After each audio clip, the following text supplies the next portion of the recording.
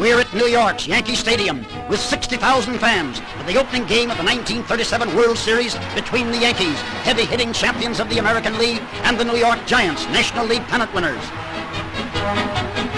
Judge Landis, baseball czar, is on hand for the classic.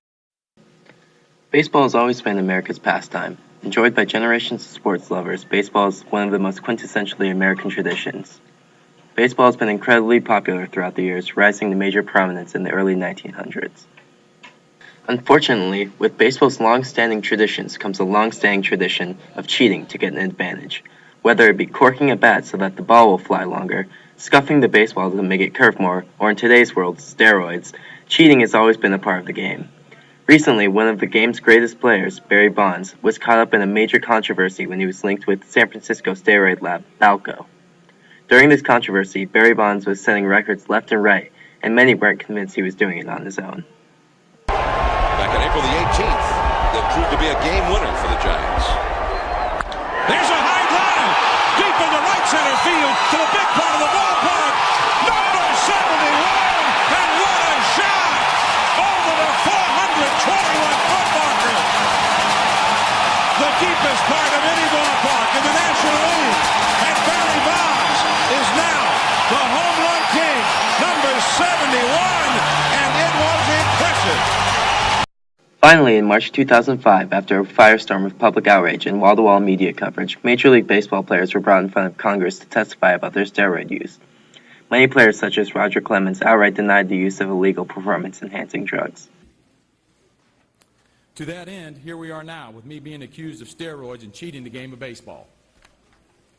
If I'm guilty of anything, it is of being too trusting of everyone, wanting to see the best in everyone, being too nice to everyone. Other players, such as Mark McGwire, initially lied about their use of performance-enhancing drugs, only to admit that they had cheated later on.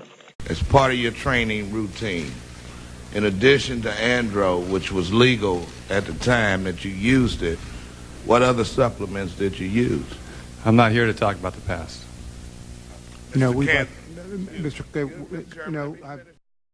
Between 2003 and 2007, the steroid scandal exploded in the media, with new stories and developments coming out seemingly every day.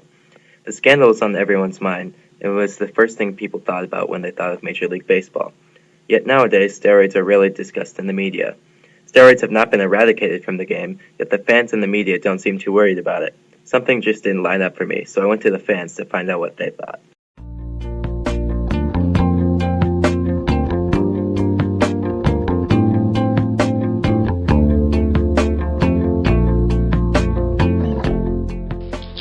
Todd Graniak, would you consider yourself a big sports fan? Yes, I watch football pretty much every day that it's on.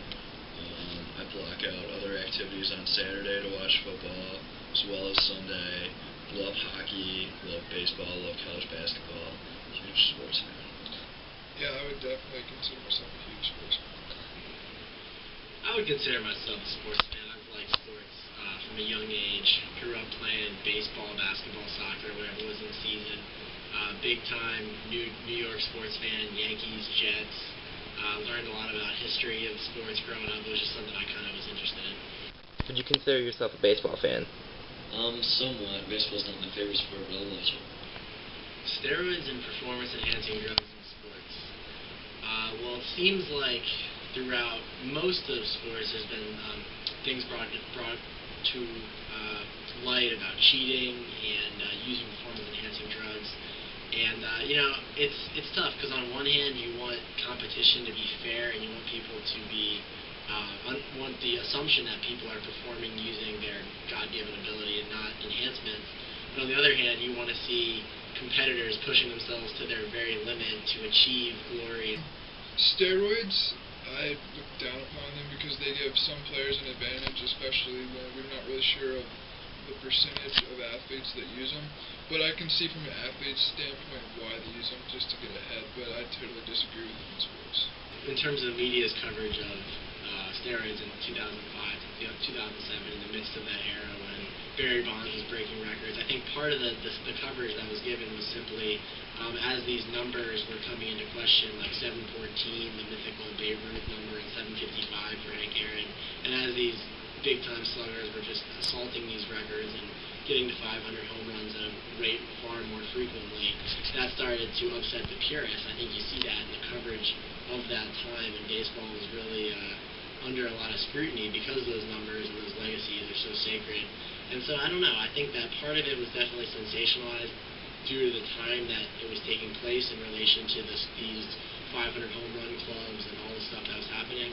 But at the same time, it is a big deal. And, when the competitive, when you damage the competitive equilibrium and you have people who are doing something that gives them such a strong edge that is cheating, then yeah, I think it's worthy of coverage. And I think the media did a pretty good job of covering it. I believe that it is a topic that should be fully explored in the news, because I think that the athletes that do this need to be brought under the spotlight and shown that using steroids is not okay. And by further publicizing this, it will show other athletes that are maybe contemplating whether or not to use steroids to not use it because of all the negative attention that steroid users would be receiving. It was a little excessive. It got a little repetitive about hearing the Mitchell report, but I also think that it got the point across that, hey, baseball's not what we've always thought it's been. People have been cheating. It's created a sense of awareness around Major League Baseball, which is definitely good. According to a Gallup poll released in 2009, public opinion on steroids is directly related to the amount of news stories published. Public opinion became more and more negative towards steroids from 2002 to 2005 as the amount of stories increased. However, when the media began to cover the story less in 2006, negative opinions towards steroids actually decreased. I'm tired of seeing steroids stories. Not really. I think it was compelling at the time, and it really it was just interesting to see the juxtaposition of steroid stories along with the ascent and the assault of Barry Bonds on these records, Sammy Sosa, of all these big name guys. So I think it was interesting. I think it was necessary in the context of these records that were being broken to preserve the legacies of the historical guys like Willie Mays and Babe Ruth and Hank Aaron, the real greats that had these records previously. And I think that the coverage in a lot of ways was to kind of contextualize the records that were being broken and what was going on at that specific time. And so yeah, I think it was a fair portrayal. I was fascinated with it when the Belko report came out in baseball. I actually tried to figure out every single name on there.